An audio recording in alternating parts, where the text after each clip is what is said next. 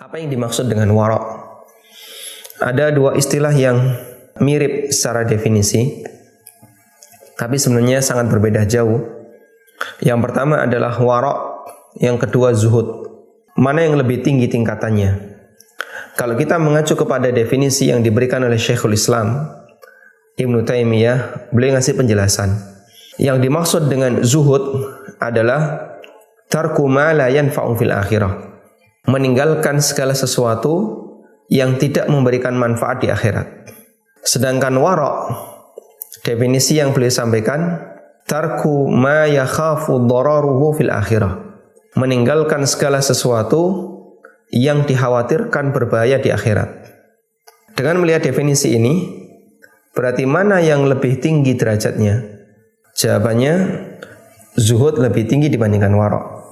Orang yang zuhud, yang ada dalam pikirannya adalah apakah aktivitas ini ada manfaatnya di akhirat ataukah tidak. Jika tidak ada manfaatnya di akhirat, maka dia akan beralih kepada aktivitas yang lain yang bisa mendatangkan manfaat di akhirat. Karena itu orang yang zuhud bisa jadi dia tidak disibukkan dengan hal-hal yang mubah, tidak disibukkan dengan hal-hal yang sifatnya diperbolehkan, tapi dia sibuk dengan perbuatan antara yang wajib dan yang sunnah. Hubungannya dengan masalah harta, kita lebih banyak membahas dari sisi wara', karena interaksi harta itu bercampur antara yang mubah dengan haram. Sedangkan zuhud itu kaitannya dengan masalah penggunaan.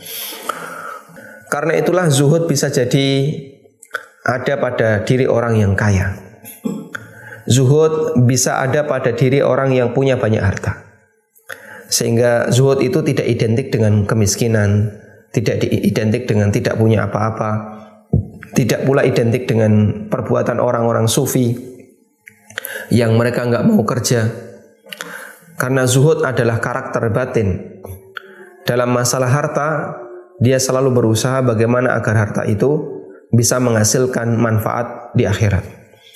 Karena itulah Imam Ahmad bin Hanbal rahimahullah pernah ditanya, ayakunu rajulu zahidan wa indahu alfu dinar.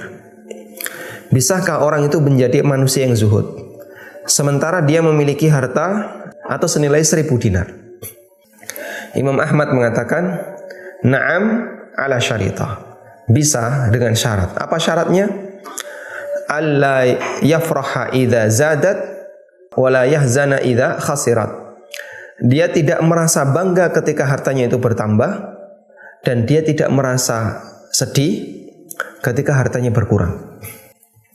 Dan orang yang zuhud, harta itu hanya sebatas ada di tangan, sebatas ada di bagian lahiriah, tapi tidak sampai masuk dalam pikirannya. Sehingga ketika hartanya berkurang, dia santai. Hartanya bertambah juga tidak membuat dia semakin cinta dunia. Kenapa? Orang yang zuhud dalam pikirannya, apakah hidup ini bisa menghasilkan manfaat di akhirat ataukah tidak?